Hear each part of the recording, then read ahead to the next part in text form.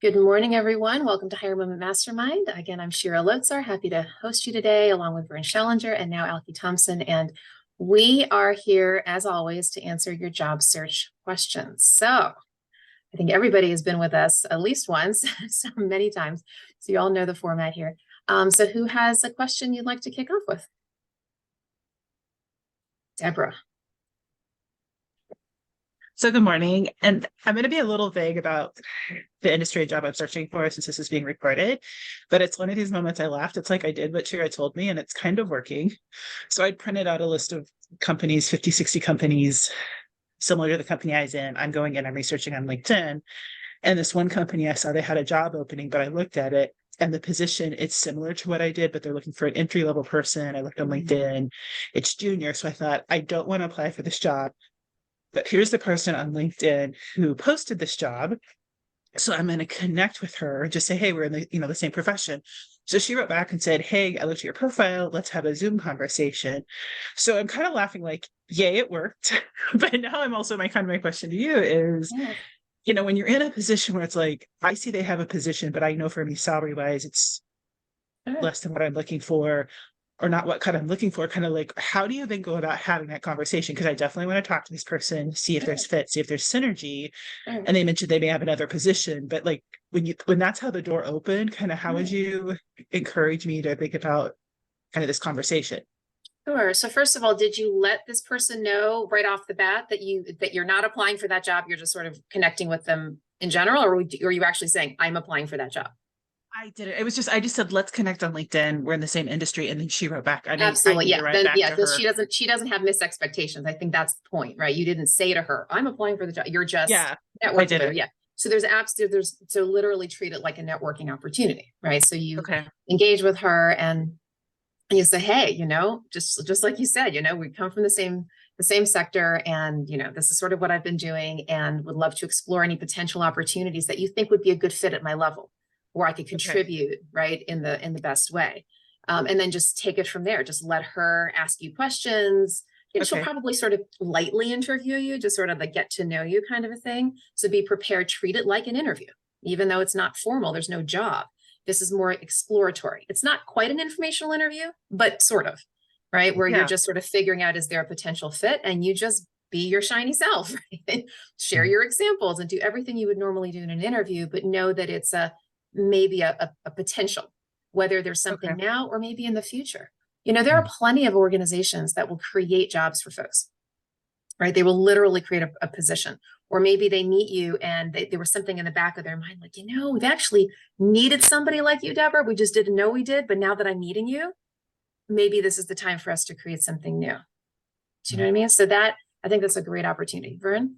Yeah, the other thing to think about, Deborah, in the conversation, and to take it off of you and ask her, well, tell me more about ABC Company. Okay. Right. What do you do? What are your goals and objectives? What's the mission of the company? What's your role there? How long have you been there? So you're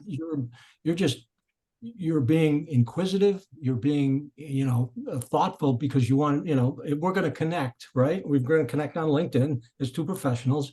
You want to learn as much about her and her company as you can, to see how you might be able to help them, again, whether there's a job there or not, as Shira said. That's exactly right. And especially because you come from their sector, right? Yeah. You can be asking even more thoughtful questions, because you're going to know you're an insider. So whenever you're in, this is just tip for everybody. Whenever you're an insider, meaning you come from that community. I call it the community. Some people have heard me talk about lane and community. So your lane is your profession, your community is the industry, mission, or sector that you serve. So you know what yours is, Deborah, right? There's a lot of jargon that goes with that, a lot of cultural nuances, ways that people communicate. So for example, I think we have some association folks on this call, but anyway, in fact, I know at least a couple of us. And so, for example, if I were to start throwing out terms like membership, recruitment, retention, and engagement, well, Gina and Michael will definitely know what I'm talking about. Maybe others would be like, wait, what? Because you're from a different community, and that's normal. But the point is that you can use sort of industry jargon and sort of, kind of common concepts to say, oh, so how do in my last firm, we did da, da, da. How do you all do da, da, da? And so that means you're bonding and showing her that your learning curve is going to be a lot less because you understand what they do, who they serve, how they serve, and you're sort of in that flow. And she'll appreciate that. Yeah, that's helpful. I actually, because I got a Calendly or scheduling like back, like, please set up a 45-minute call with me. So I'm excited to see what happened, but it's also one of those things where you're like, I'm doing what I'm supposed to do, and this works. Right. Networking is. I know, and you're like, oh. Yeah. I will once again make the statement, it's the power of human connection. It is the power of human connection. It is. That is what networking is. It's relationship building. Yeah. It is what it is. Alki, anything you want to comment? Anything you want to add on this topic? You guys said it well. First, good morning to everyone. Glad to be on the call. You guys said it best, and I like to tell candidates, even when they are going for regular interviews, just to help them with nervousness and preparation, to look at it as a meeting anyway. When you do come from that world, as Shira said, and you have plenty to add, and you know the world, you know the industry, it goes from some type of an interview or some type of a scheduled thing to basically a conversation with someone that you're already a part of that world. So it's now just a conversation, just like you were sitting in a Starbucks, just having a conversation. As a matter of fact, 12 years ago, when I met Shira, I don't know how many, it seems like thousands of those just from her network, breaking me into recruiting 12 years ago, that I got those types of meetings, and I learned quickly to not think of it as an interview, but just, it became a conversation. So. And thank you for that, Alki. So maybe even another way to think about that is just two colleagues having a collegial conversation. That's it. That is all it's doing. You're just two colleagues. How can we help each other in whatever way? And it may not be for that job. It may not be for that organization. It may be you're helping them with something in their life, or they're helping something, and you're paying it forward, and you're making connections, and you're just building a relationship. So thank you for that, Alki. It's great. Yeah. Katie? So I'm in an awkward stage of I've had that interview. That conversation went really well. I had a follow-on conversation where she said at the end of the call, "This is an offer." So I was excited, naturally. But she said she doesn't do the negotiating. That all happens from HR. So she said she'd have the HR person answer any questions I may have about the compensation package. So the HR person calls me, and I have already negotiated with her once for a part-time gig, and she's very good at her job. She's very firm, but she's also saying things to me that I know are patently not true. For example, she said the government sets the rate for how much this particular role, the part-time role that I had often gotten, I've been on this contract before with another contractor. That is not how the contract works. The government pays for you to staff this, and they pay you a certain amount per staff. You decide, based on your needs and your profit expectations, how much you will pay me. But for you to sit there and tell me, oh, the government sets that rate, there's no negotiating that. Very interesting. It really makes me mad. Unless it was but now I'm up to the point where I'm getting an offer for a full-time role, which I really want and I really need. Mm-hmm. And she's being very firm with me and telling me about fairness to all the employees. Sure, I'm all for that. Not going to argue with you about fairness to employees. Regional cost of living differences? Sure. I tried to bring up experience, which I have over a lot of the other people that I know that they've hired already. But then she, set hiring range, fairness, da-da-da. I'm already getting worked up just thinking about the call I'm going to have later today. So so it may be, Katie, that it could have been just, I could put it in the category of miscommunication. Here's what I mean by that. It might be that she's saying, look, the government sets the general rate, but baked into that, it means that the organization sets this rate, but it's all about whatever the government's general parameters are. She might have just been sort of alluding to that without saying, specifically, the government sets the rate, and then we set this rate because we need to make a profit. But she might have just been trying to frame it in the general way. Does that make sense? So maybe I understand all that. That makes perfect sense to me, and it's not true. The way because the words she used. Yeah. So look, and honestly, she may not know all the nuances. Sometimes HR people don't when it comes to government contracts. In terms of all the back end stuff. So look, let me sort of frame it in a broader sense. Okay. So putting this specific situation aside, but like taking it back a second. In fact, I actually saw LinkedIn, you know how LinkedIn has all these little polls that people do. So there was a poll very recently, and somebody said something to the question was something to the effect of, have you ever backed out of a position because of how the recruiter treated you? It was phrased something like that. Okay. Right. Very interesting. And I thought about that for a second, because I have often thought about it, because I am a recruiter, right? And Elke knows this too, right? So look, on the one hand, you hope, right, that the recruiter, the HR person, whoever your HR-ish kind of contact is going to do everything you need them to do, treat you right, say the right things, do the right things, right? But at the end of the day, that's just the HR function, for good or for not good. Even if it's the best relationship possible, you're not working for the HR person. You're working in that job with that supervisor and that, okay? So you, on the one hand, you don't want to hang too much positivity on that, on the one hand, but the opposite could also be true too. They might have certain processes, certain ways of thinking about things, certain phraseology they use or whatever, that may not land right with you. That also shouldn't necessarily deter you from the company, because they are just the front face. They're just the gatekeeper, if you will, okay? The real job, the real opportunity is within that department. And yes, there are cultural considerations as well. And of course, sometimes, you know, when you're dealing with HR or the recruiter, could it have bearing on, you know, could it be saying something about the overall culture? Sure.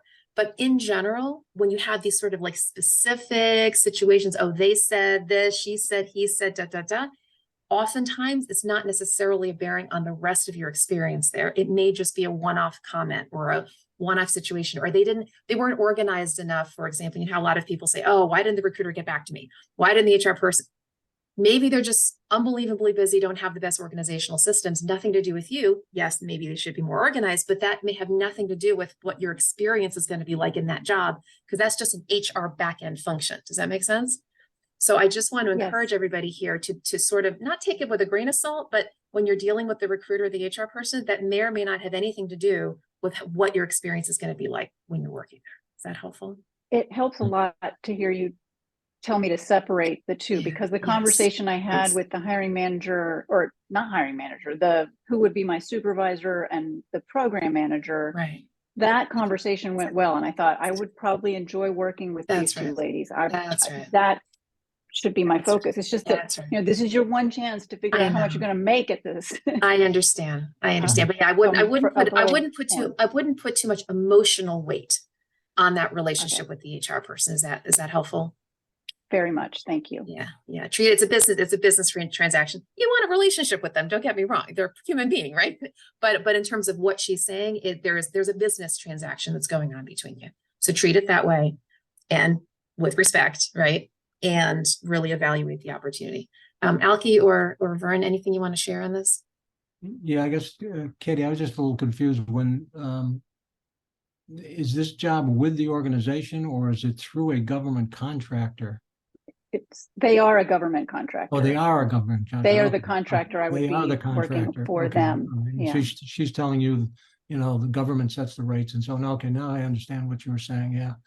I guess I would agree with Shira in terms of everything that she said.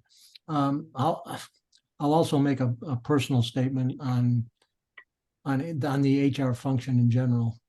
Having been in HR for a long time, I always see the HR function as one that really needs to constantly think about balancing the needs of the organization versus the needs of the employees. That's right. And even the employees they're not employees yet, they're the recruiting function. I mean, you need to, you know, treat people in the recruiting function just as if they were an employee. And some HR departments are a lot better at that than others. Right. And again, this speaks to the culture that Shira brought up. I mean, literally, I've seen HR departments do things that just, I pull my hair out and say, why in the world are you doing that? Right. That's just not the right way to do HR, but it's a big world and there's lots of different HR people out there. And so. Now, HR and recruiting, those are two functions. Of course, recruiting technically falls under HR, that they have their own professional development. I mean, Elke and Vern and I, and there's someone else on this call I won't mention, but understand that world, and that it's a continuing evolution. So for example, we've got professional societies like SHRM, Society for Human Resource Management. There are a lot of chapters, for example, around the DC area. HR people go there to learn how to be better HR people. There is an organization called Recruit DC, which is an organization of just recruiters. They have conferences to learn how to be better recruiters, right? Like, so there's always this evolution of like, how do you treat candidates better? How do you, look at your processes, deal with employment law? Right now, we have a lot of talk, of course, around diversity, equity, and inclusion, pay transparency, which we've talked about. How do you balance that? So Katie, even to your point, this fairness thing, that's a whole conversation in HR. How do you do that? Do you post? Do you not post? What do you say? How do you say? How do you not upset the apple cart? How do you be fair but help people negotiate? I mean, it is like complicated. So there's no one way to do HR, no one way to do recruiting, and people are constantly learning, especially as society evolves and the laws change and people change and generational changes and all these things. And so you're seeing just a little kind of tip of the iceberg here that some of us know is very complicated, and we're all sort of trying to learn. So the more we ask for your grace, how we all figure this out, right? And to look at maybe the larger opportunity and the larger culture and the role, as you're evaluating, the opportunity for yourself. Yeah, I think the hardest part was that she was so pleasant and easy to deal with until I asked for more money. Right, right. And then she goes firm and hard and government contractors tend to be that way. Can be that way anyway, because it is true. I mean, the government does set rates in, they have to work within parameters regardless. Sure. So they're like, they look at their margins. But I also know what my colleagues that are in that job got offered. So I have some insider information about what they can offer. Is tricky because they're weighing a lot of variables that are just outside of your purview. So it's a negotiation. Yeah, I get it. Yeah, not fun. But thank you so much. Yeah, you're welcome. And Elke, any last comment on this? I think you both just covered it, because I was listening to that whole rate conversation, which is very similar to temporary recruitment or hourly recruitment and wages, the same thing with government contracts. And at first, I think I was hearing, Katie, that you just wanted to make sure that what you were hearing matched up with everyone on the inside as you looked at this opportunity. So I think you guys just covered it. And there are a lot of different variables, as Vernon Shearer said, hiring managers, recruiters, HR, all the different touch points. In an ideal world, everybody's singing the same song. Definitely doesn't happen always. And it's good for the candidate to just circle the wagons, as you step in or consider the opportunity to make a decision, that you're hearing what you need to hear and consider, as Shearer said, the full opportunity, because it'll be your decision at the end of the day. All right. Thank you for all that. Carolyn. Hi there. So I am about to jump on a plane later today to go to my 40th high school reunion. And I thought that this would be a great opportunity to, quote, network with people that I haven't seen in 40 years, because you never know who's got a brother-in-law or whatever, right? And so one of the things I put together was my, quote, marketing plan, which is not my resume, but what I'm looking to do, so that if people asked, I'd have something ready. And because I'm fortunate enough to have Challenger Gray and Christmas helping me, the gloss they put on this, they call it a handbill, and they said to put together a QR code for people that are, just out and about, and you want to flash your QR code at them, then they can walk away with your handbill on their phone. And I thought, Mazel tov, that's just great. I will do all of this. And so here is my question. I have my marketing plan, and I put my QR code on the corner of my marketing plan. And then I was worried, and that way people could either have the piece of paper or take a picture. It's not like they had to do both. But I was worried that it turned into like an Escher painting all of a sudden if they had the document and took a picture of the document, and then, I don't know, is that overkill to put the QR code on the piece of paper if I give them a piece of paper? Well, Does yeah, that make sense? right.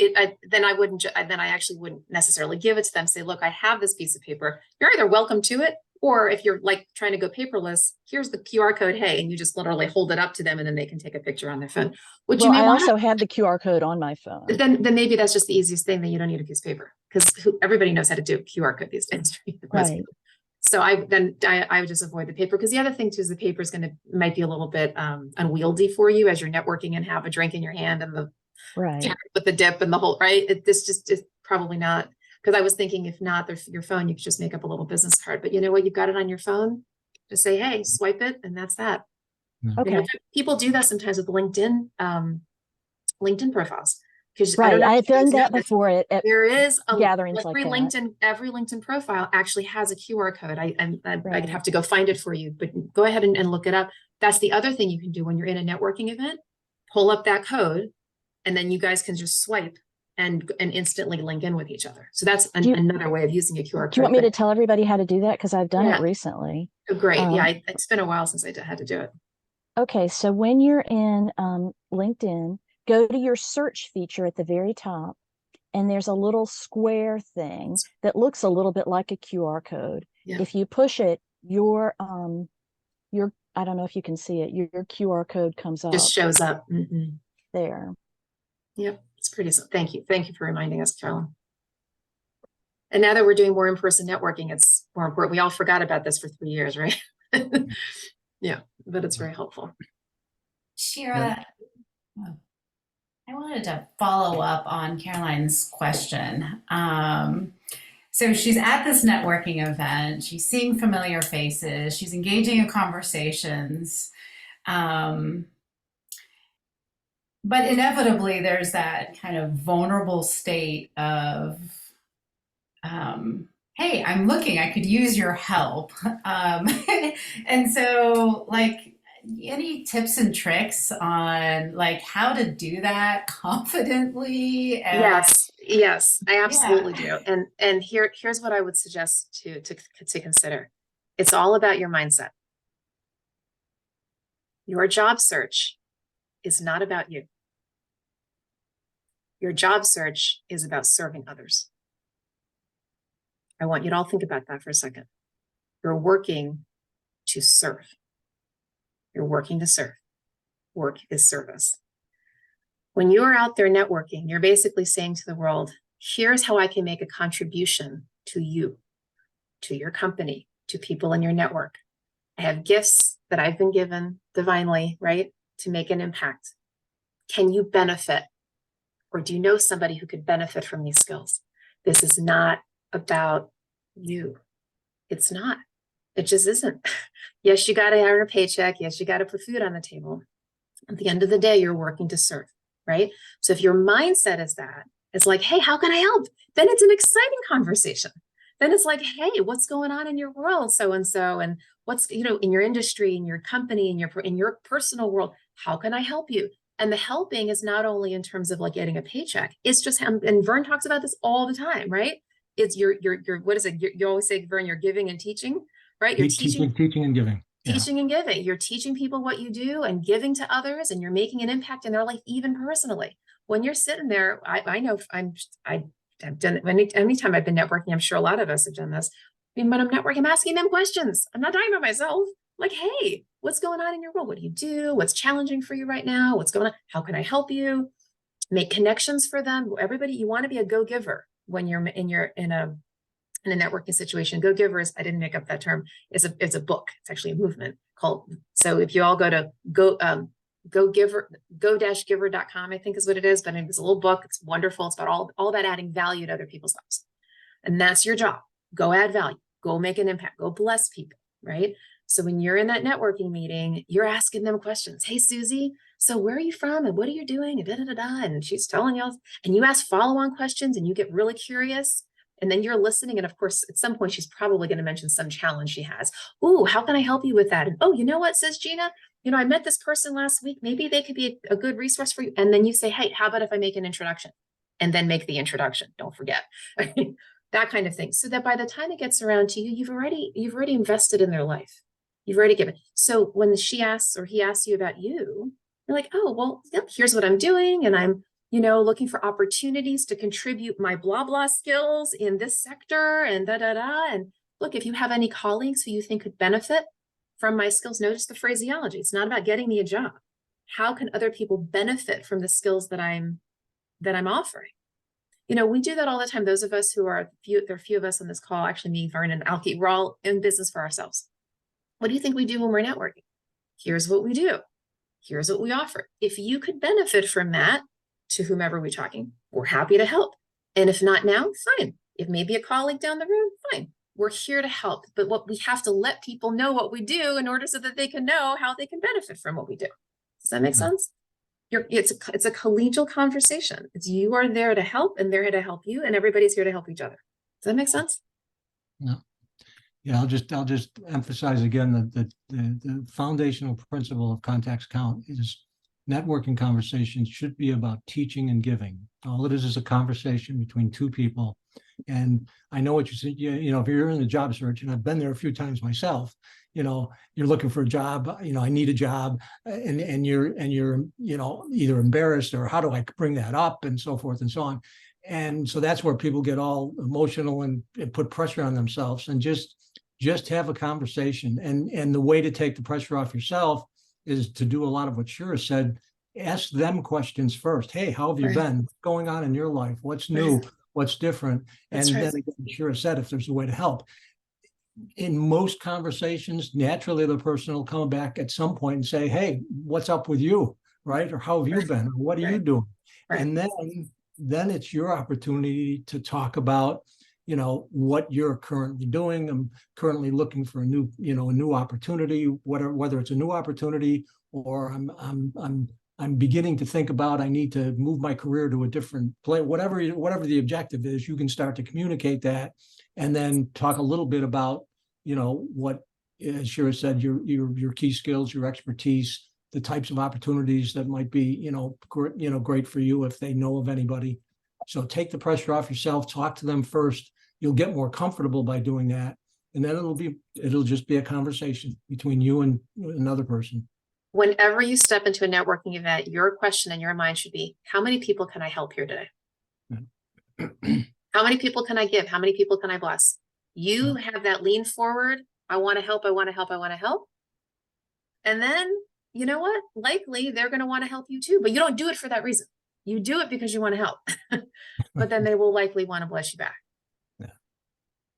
Right. Alki, any other thoughts? Yeah. What you both, I was nodding as both of you were talking, but it's the age-old adage. Everybody wants to talk about themselves. Yeah. So instead of it being you, it's the company. And I've been on the agency side, I've been on the corporate recruiting side. I see interviews turn with candidates who come in asking questions, making the company feel good. Oh, you want to know all these things about us. And I talk to managers over and over after the fact. Oh, she asked us a lot of great questions about what we're doing over here. She's really interested in our vision. We like that. And at the end of the day, they then start focusing on you, but also on the resume. For example, I tell candidates all the time, as we're working on resumes or whatever, there's a resume that says push chairs under, shut the door, and clean the napkins off the table. Then there's a resume that says push 50 chairs under in less than 10 seconds. And yada, yada. That resume stands out more because companies see, yeah, we see what this other person can do, but this other person can do it beneficially to us. They're more beneficial to us. So kind of what Shira was talking about as well. When they see what you have to offer them, that's the only thing that counts when it comes to interviews. Nobody wants to hear, oh yeah, I got 50 years, experience doing this. They want to know about that experience and how can that benefit us. That turns an interview into an opportunity. That's exactly right. And so to riff off of that, and Michael, I do see your hand. So just to kind of just take it to the next level, because not that we're talking about interviews right now fully, but interviews need to be customized for that role and that organization. Too many job candidates will go into an interview and just sort of laundry list their accomplishment stories. That's not what an employer is looking for. They want to know how you can make a measurable impact to them. So be very, very thoughtful when you are prepping for that interview. Scrub that job announcement. Scrub it. Every line, every word, analyze it, dissect it, put it back together and say to yourself, what are they really trying to achieve in this role? What are they trying to achieve in this department? What's going on? What are the business challenges that they're facing? Which of my accomplishment stories will best demonstrate to them how I can make a measurable impact? So just because you have an accomplishment story doesn't necessarily mean it's the right one for them. In fact, that's for your brand in general. So I once had a lot of you know I'm a career coach and I write resumes and such. And so I was writing a resume for somebody years ago, and Carolyn, you'll appreciate this because you're in government relations. So this was also a GR person, government relations person, and she was very much into coalition building and that kind of thing, right? So we were going through her accomplishments on her resume, and talking about one, and she says, "Oh, well, let me tell you about this time when I planned this 50th anniversary gala for this major nonprofit, blah, blah, blah." Lovely story. I said, "Barbara, it has nothing to do with your brand." I said, "It'll cause brand confusion if you share that story because people are going to want to think you want to be a meeting planner." But it's not true, right? Great story, completely off brand for her. It's the same thing with interviews. You want to make sure all of the stories completely match from a skill set, issue, topic, industry, whatever they're looking for, and say, this is going to demonstrate to you I can do that job. We in consulting do that all the time. If we are being vetted by a client and a client ever asks us, "Hey, describe the experience that's most relevant." So for example, I've got multiple things. I'm a recruiter, a career coach, executive coach, this and that. If I'm talking to a career coaching client, I'm not going to talk about a recruiting example. If I'm talking to a recruiting client, I'm not going to talk about a career coach. It's irrelevant. The client only needs me to talk about things that are relevant, that'll show them that I have the experience to help them in their specific way. So be very, very thoughtful and careful as you're sharing stories. How is that going to make an impact on their life? And helpful? Sorry, thank you, Alki, because that was a nice little, help me riff a little. All right, Michael. Good morning, everyone. A few weeks ago, Shira, I'll say gently scolded me, but I mean that in a positive way. I accepted an interview with a group that I knew that they were going to pay less than really what I needed. And so after speaking to Shira, I contacted them back because it would not have been a productive use of their time or my time. So here's a different scenario that I had interviewed with an association management company for an executive director position. Oh, I already know where this is going. All right, go on. Well, I haven't been in the interview mode for quite some time. I had thought or learned years ago that your initial interview, if they don't tell you what the salary is, you can research as much as you want, but I didn't know who they were representing. All I knew is it was an executive director role. And so money did not come up. I did not ask. The second interview came up and I thought, oh, this is a great fit. They still didn't tell me the company name, but that they were represented. But then they told me what the salary was, and the salary was just something that, again, I could not consider. You can't, it. Right? Yeah.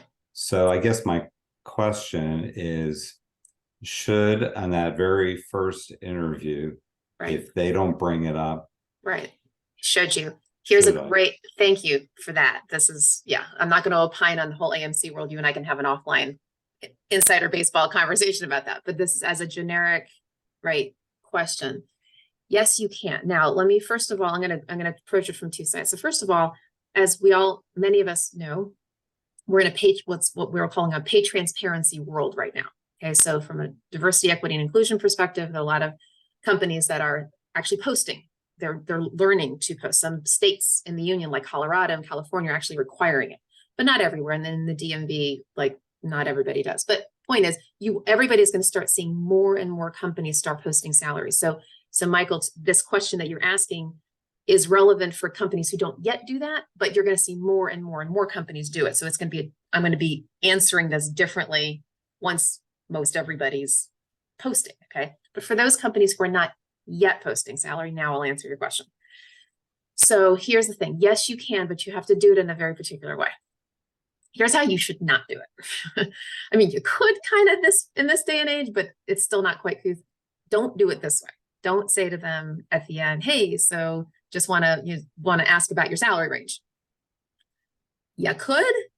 No one's going to like say, it's not like it was 20 years ago when it was completely increased, but it still puts them on the defensive. Here's what I would say. And I'm going to use an analogy for those of you who are in the DC area, which I think most of you are. Do you guys remember many, many, many years ago, there was a company called Syms, SYMS. It was a men's clothing store. And there was this, the owner of it would get on the commercial and he had this famous line. And he said, ready? An educated consumer is my best customer. An educated consumer is my best customer. So Michael, what you would do is you would actually use that as your opening to this conversation.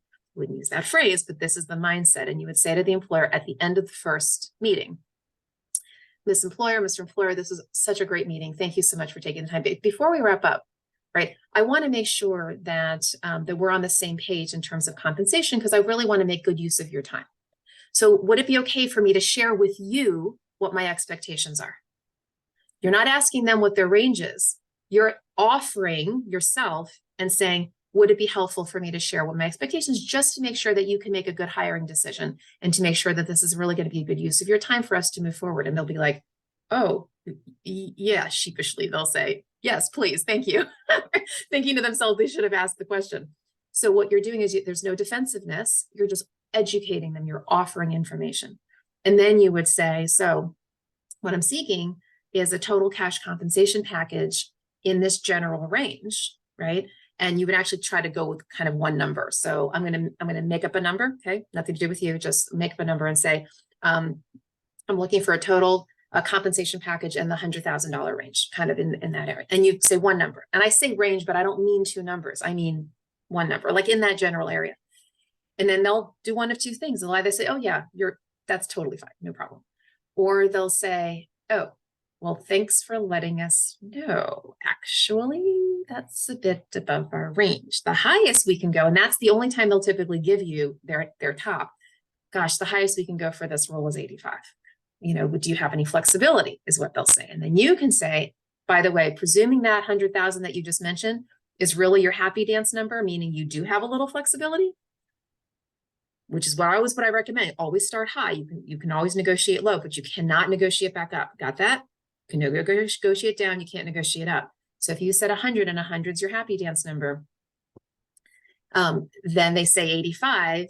And you're thinking, well, yeah, I can live with 85, but you don't say that. You say, well, you know, look, let's look at the total benefits together, right? And how much do you pay for medical, blah, blah, blah, tuition, parking, whatever. And they start getting into some benefits. And so what you're doing is you're pre-negotiating. So you're basically saying to them, here's really aspirationally what I want. They're saying this is what we can afford. You're talking a little bit about the benefits and you're seeing if there's something workable. And there likely is, because you're in your mind, you're saying, yeah, I could live with 85. Does that make sense? That's a way to kind of think about it, but you're offering it first without putting them on the defensive. You're saying, just letting you know, is this workable for you? Does that make sense? Right. My preference in an ideal world is that they come forward and tell me. I understand. And that's more where things are going. Now, by the way, I do have a very modern 2023 insight for you guys. Okay. So here's what's happening. So let's flip it around. So let's talk about the pay transparency. More and more companies are posting their range and they'll say X to Y. They'll say 85 to 100. Okay. Here's the deal. Ready? And I can say this publicly and HR people will agree with me now. This is the way that it is. If they post a range and they say 85 to 100, they don't actually mean 100. They would prefer 100 as the top, but they don't actually mean that. Unless they have in parentheses firm and final, like that's okay. Or like in the government, like yesterday I was talking to a coaching client and she gave me the range and it was like, you know, 65, blah, blah, to 95, $713. That's different. I mean, that's the government and they literally can't go above $93,715. That's different. But if it's a regular organization, private sector, then they say 85 to 100. What they actually mean is we could probably go to like 110. There's usually about a 10K in parentheses number on the back end that's hidden from you. So if you legitimately feel that you deserve, that you're worth more than the 100, know that you actually have a little bit of, usually have a little bit of negotiating room at the top. So when you're in that conversation and they posted 85 to 100 and they say to you in the interview, hey, just making sure you saw a range. Are you comfortable with that? You can say, if legitimate, you can say, well, actually, thank you for bringing that up. Actually, I was really looking for more like 110. Is that something you could deal with? 9 times out of 10, they'll say, yeah, I think we can talk about that. Okay. Because they're trying to make a good business decision. So they have their range, they have their band, but then they usually have a little bit of like, if we had to, we have a little bit of squishy room. Is that helpful? Great, thank you. Yeah, you're welcome. Alfie, yeah, thoughts on that? Did Michael, did you say that you were sounding like you were talking about a recruiter, a third-party recruiter like us, because you said they didn't disclose who they were representing. So was it a third-party recruiter you were talking to? No. You can explain it? So I'm geared to, I would hope to work for another association. So there are firms out there who specialize in placing anyone from CEO, executive director to other functions, so that, and I think a lot of these, and Shira can probably tell me otherwise, might be geared for smaller associations who. Yeah, do you mind me opining on this? Just Yeah, I'll give 2 seconds, and I'll just do a little tributary here for anybody who's in that association world who wants to learn about it. So I'll give you the 35-second pitch on that. What Michael's talking about is there's a sector out there called the association management companies. They are for-profit companies. They're not recruiting firms. They're basically like managed services. So they're a for-profit company, and what they do is they go after very, very, very, very small associations, usually on about $500,000 or less. $1 million would be a really big one for them, but usually $500,000 or less. And they literally manage them.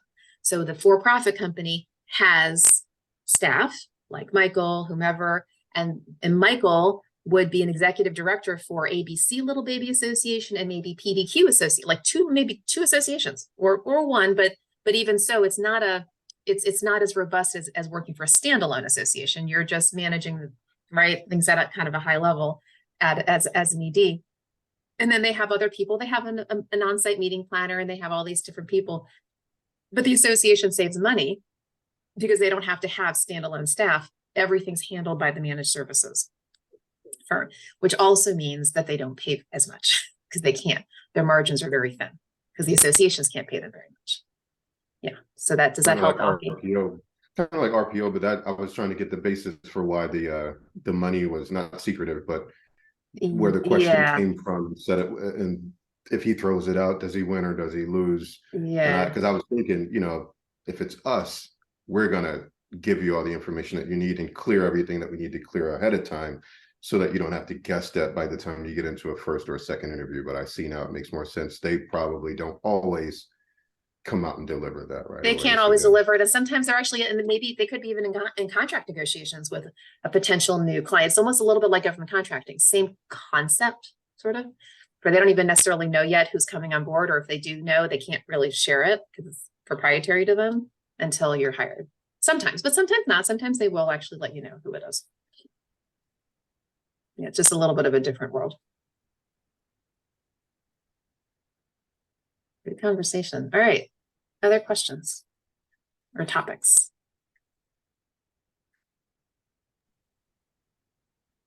I just wanted to comment on your statement about posting that hiring band, because sometimes they post a range, but then if you're talking to the recruiter, they're like, oh, that's the whole pay band for the role, but that hiring range is actually down here.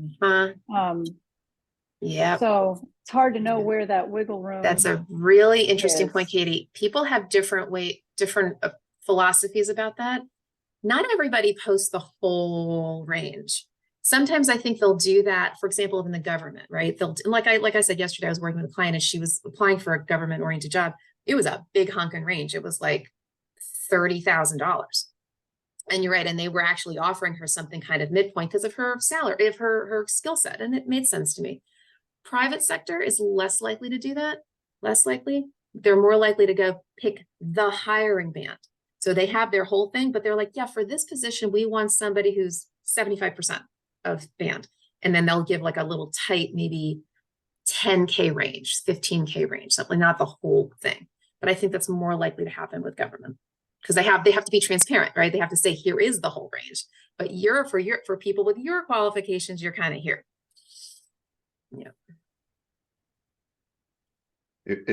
Spending a lot of, well, I've done nonprofit too, but spending a lot of my time in the private sector in the last several years, I laugh because a company that I was just working with for much of this last year, they're just stepping into pay transparency, and it depended on the market, it depended on the leadership.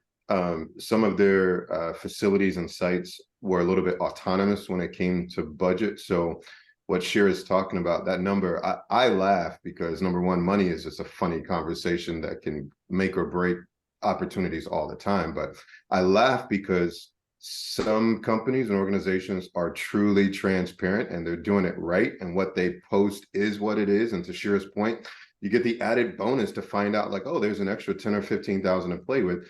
But then even in the private sector, there's some companies that are like, well, HR made us post it because we're in Colorado, we're in California, but actually, yeah, you're not. It depends on the hiring manager you get to. And I just had this situation a lot with one particular site.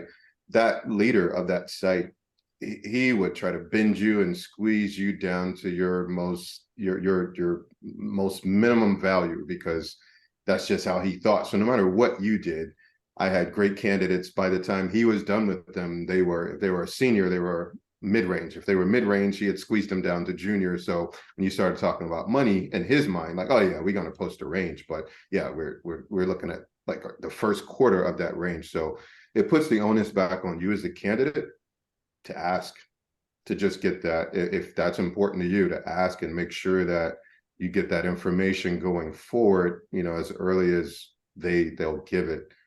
Because you do have to ask. What you see on paper or on the computer is not always true. And always go high. You always try to go as high as you realistically, right? But always push. Again, you can always negotiate down. You can't negotiate up.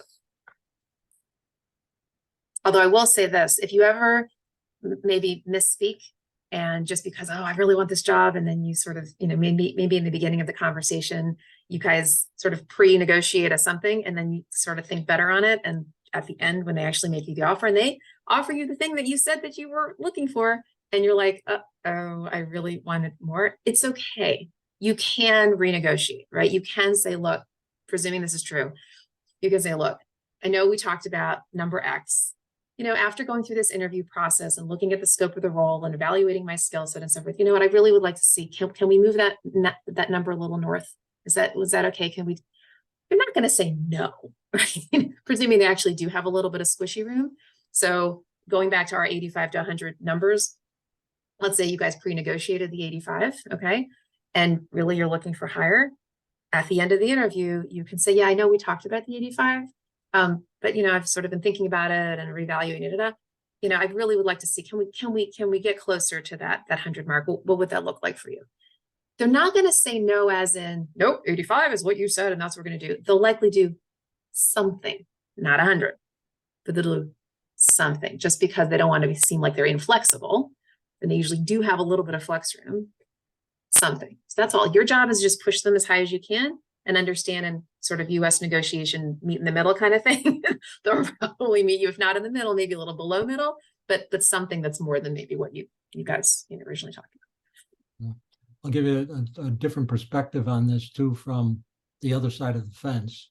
When you're in HR and you've spent the last 8 weeks, 10 weeks, 12 weeks, whatever the recruitment cycle was from the very beginning to the end, and you're right at the end with the candidate that you want. That's right.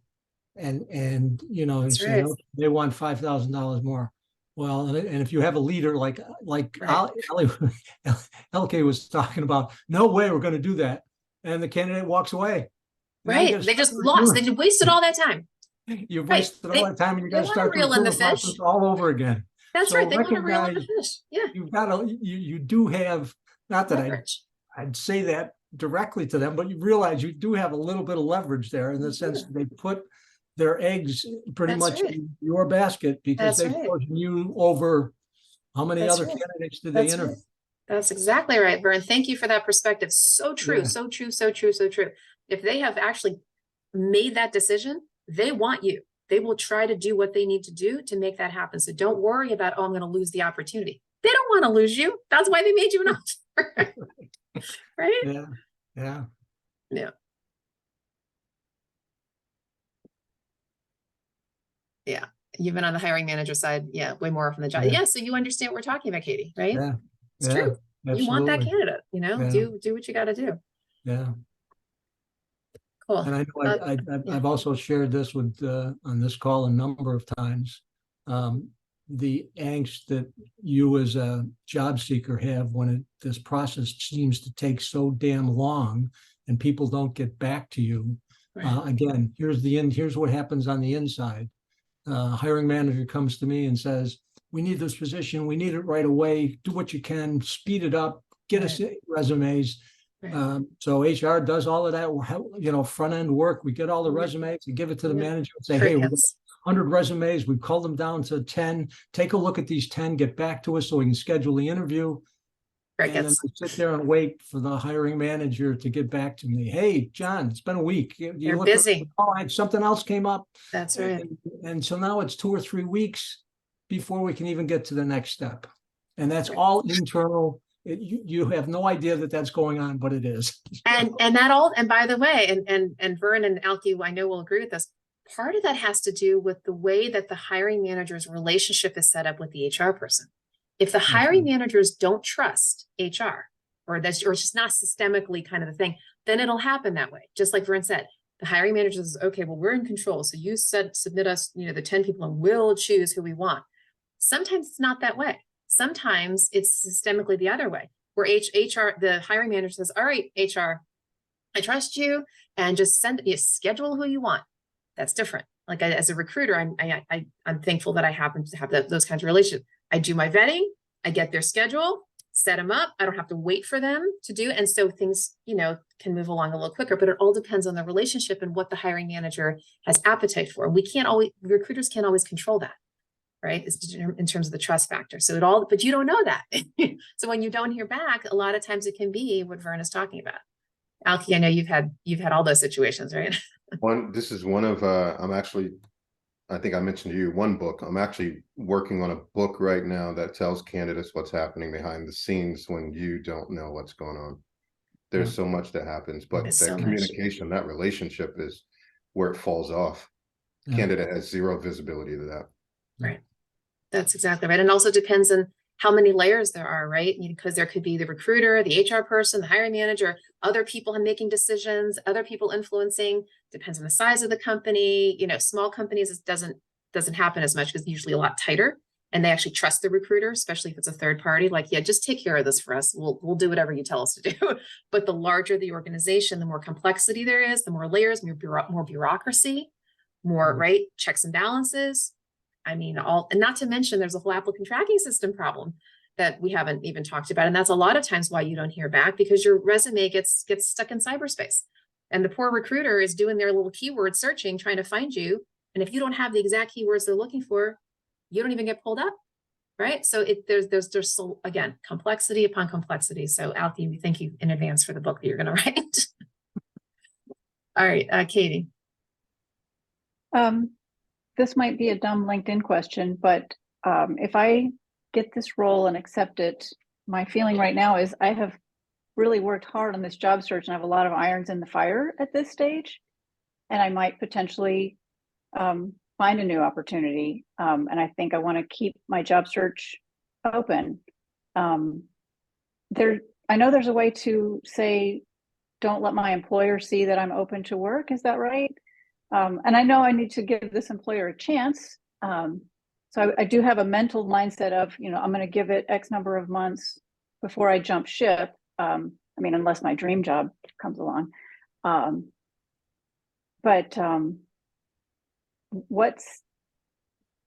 do I keep my eyes open without letting my employer know that I'm keeping my eyes open? So first of all, I want to harken back to the thing that you just said about giving the employer a chance, right? So let's just sit with that one for just a moment, right? So you're now entering into a relationship, right? They're investing in you. You're going to be investing in them. And everybody should be going into this with the mindset of, we really want this to work, and we hopefully want this to work for the long term. So from that perspective, I would encourage you just, focus in on the job, right? Have that relationship, keep that going, take off your open to work, right? From your, from your thing or whatever. Now, of course, we never know what's going to happen. Give it best try, best intent. If down the road, think of it that way. If down the road, hey, look, it's just not working out as well as you guys had both hoped. Okay. In that case, then you just turn into a normal confidential job seeker. Of course, no, you do not put open to work on your page. I mean, you technically could do it to the ones that are open to the recruiters, but even then, look, at the end of the day, Katie. Won't their recruiters see that, or does that? Yeah, if they have recruiters, their recruiters could absolutely see that. Yeah, if you had open to work, sure. And so I think, look, at the end of the day, when it comes to confidential job search in general, I would not use the open to work banner at all. And the fact is that it's not even necessary. People, there's controversy around whether job seekers should use open to work at all. Some people think, and this is, by the way, for open job seekers, right? Not confidential, just regular people. If you are in transition, you're open to work, there's two sides to it. On the one hand, you put open to work and your network knows now that you're open to work, and they might very legitimately say, hey, Katie, you're open to work. Great. Have some leads for you. Some people feel that it has an air of desperation to it. Okay. And I'm not going to opine on it because I've actually gone back and forth on this, because at the end of the day, recruiters are not looking for that. Recruiters are looking for your qualifications. It's not for them. It's not about whether you overtly say you're open to work. It's, are you the person that has the skill set that we need, regardless of what you say there? Because you could be gainfully employed and they catch you on the right day and you're like, yeah, actually, I am open to that opportunity. So don't ever worry about that, because a recruiter, if they want you, they will come after you. All right. So I'm really not worried about that. And the same thing when you're doing your networking and whatever, you're doing that all confidentially. It's nothing to do with the open to work. But again, in your case, I mean, if you're doing confidentially, I just wouldn't put that anyway. But if a person is in transition, which I know some of you in this call are, meaning you're in between jobs, just think about it, right? Because there really are, and if you can even look up articles. In fact, I just saw an article about this, and everybody's got their opinion, and you've got to make a personal decision as to whether that open to work banner is right for you. Right. No, I think honestly, I'll probably be too busy drinking from their fire hose to even be looking for work actively the way I am now. And it's really by making legitimately, I will focus on doing the job and wanting to succeed. Right. And then if it doesn't feel like a good fit, that's different. Because you wouldn't want them to be looking for candidates on the back end either, right? You want them to be investing in you. You want everybody to come into it as a authentic relationship. We're getting married for a reason, right? We're hoping that this is going to work out. So yeah. Thanks. Yeah, sure. Vern or Alki, any other thoughts on that? Good. Okay. No, all right. No, it's difficult. Sometimes when you have a job and you've decided that you want to leave the company, it's a tougher job search in the sense that you don't want to, you don't necessarily want the company to find out you're looking, right?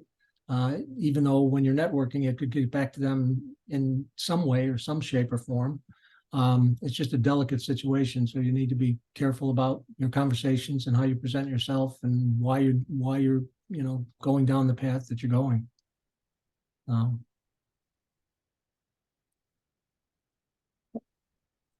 Right. Other thoughts, other questions before we wrap up? Yeah, Deborah.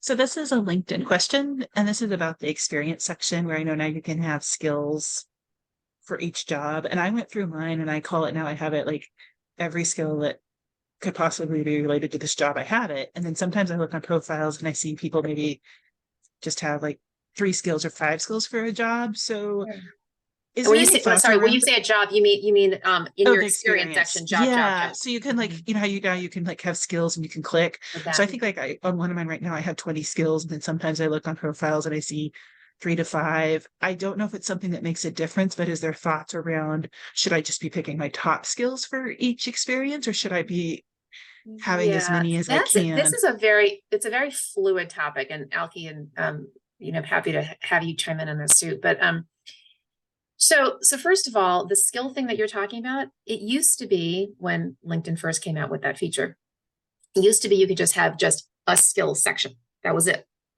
Recently, you can now add it to specific jobs. I only say that because it's a moving target. There's no exact best practice per se. However, just know that from a search perspective, meaning when a recruiter or anybody is searching for you, they are using the search bar in the upper left-hand corner and putting in keywords to find Deborah. They might be putting in the keywords that are in your skill set. So if it shows up several times, the wisdom is that LinkedIn's algorithm is going to more likely push you to the top. Now, that said, there are some skills that are not the ones that they're going to be looking for. So, for example, you might put in writing, or you might put in customer service, or you might put in project management or whatever. You're not looking for them to hire you as a writer or as a project manager or that kind of thing. You're just putting those as regular skills. I have a concept, I think I've shared this before.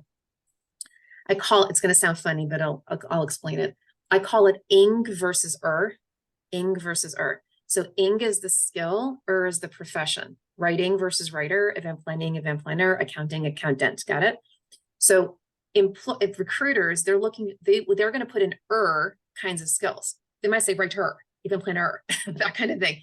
And if those are just ing skills for you, it's irrelevant. Literally, it's irrelevant. Like you don't even want to be found for those skills because you're not looking to be an event planner. Okay. And so just be thoughtful around that. So it's not, to me, it's not about, do you have 3 skills? Do you have 25 skills? If somebody's going to open up that job, you were whatever title, and they see those skills, okay, that's cool. But from an algorithm perspective, it's not going to matter as much because they're not looking for you based upon those ing skills. Unless, in your case, I won't call out your industry, but you know what your industry is. You can put, well, that's funny because if you put the name of your industry, it's going to make it seem like you actually do that professionally. You know what I'm talking about when I say that. There's 2 words that match your industry. I won't say it. But the point, though, is that if you can try to find skills that are very specific, like somebody like Michael is in the education world and associations. And so you might put in, Michael, you might put in education, you might put in professional development, which in the association world, they understand what that is, but just be really careful in terms of which skills. But you could put others, there's nothing wrong with it. But the ones that you do put, be thoughtful if you want to be found by them. Does that make sense? So Alki, any other thoughts on those?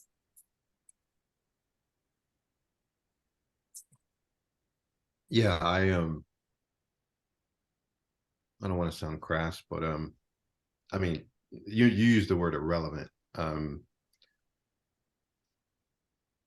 We don't really look at that stuff.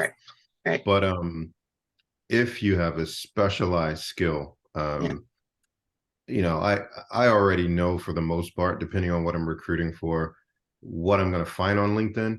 So if I'm going on LinkedIn, I'm putting in specialized things because I know there was 1,000 people with XYZ. I'm looking for the 3 who have these 2 or 3 specializations. That's if you have that skill, I'm looking for that. If you've got the other 20 generic things, they just don't even really matter. Exactly. Project management and writing customer service is like, like a million people will say that. So specialized is really the key here. So a follow up on that, Chair, because I think you'd said, and I went through mine, I took out some of the soft, generic, everybody has soft skills. But I'm also wondering on tech things now, like, do we need to be saying, like, I use Microsoft Office, like I keep in customer relations. No, I keep in CRM, but we don't need to be saying I can use Google, I can use Microsoft. In fact, here's a tip for everybody. Don't put it down. Don't put it on your resume and don't put it on your LinkedIn. And the reason why, it is such table stakes. Everybody assumes that you have that. If you actually put it it's almost like, if you don't mind me saying, It's almost the equivalent of having your email address being an AOL account or Hotmail or yeah, you know what I mean? People will be like, why is she putting that in MS Office? Like, of course she is. Everybody does. Now, if you have Salesforce, you have Razor's Edge, you have, I don't know, pick the, right? The specialized skill, or in the association world, you know, we've got various, you know, specialized Impexium, different, yes, but not the basics. Yeah. Okay. Thank you. Mm-hmm. So it's just an algorithm thing to compare your list of skills to the job posting. So it's two different, yeah. So first of all, remember your LinkedIn profile is generic. Like you don't know who's going to be looking you up. So the only thing you can do with your LinkedIn profile is think about your brand and think about what are the key skills that I believe, you have to really think about this, that if I were a recruiter looking for me, what are the key skills that I would be putting into that search bar to look for me? That's what needs to show up in your headline, in your about section, in your experience, your skills, wherever. Those are the keywords. And if you have those keywords in abundance, you're more likely to surface to the top, especially, by the way, in your headline. That's LinkedIn's first algorithm. It's the first hit. So if I'm looking right now as a recruiter, I'm looking for a director of marketing. I'll put in director of marketing in the search bar, right? And there's other filters I can use about industry and location, but the search itself, the initial search, if somebody has director of marketing in their headline, it's going to come up first. If they have it in their most recent title, it'll come up first. Now, I'm not saying you have to say director of marketing in your heading, but you know, think about what is it that the person's going to be looking for. And especially if it's even more niche than that. So continuing with the marketing theme, maybe you're a B2B marketer or a B2C marketer, or you're a digital marketer, or you're, right? You have special, make sure that comes up in your headline, because when a recruiter is looking for you, I might start with director of marketing and literally get, I'm not kidding, 3 million hits. No kidding. I have to start filtering down. Okay, fine. I'm not just looking for director of marketing. I'm really looking for B2B. I'm really looking for digital marketing. I'm really looking for market research, right? And then I, as a recruiter, I would start using different keywords to filter down. So if you have a niche skill set, right, make sure that that actually, you know, is in your profile as many times as possible.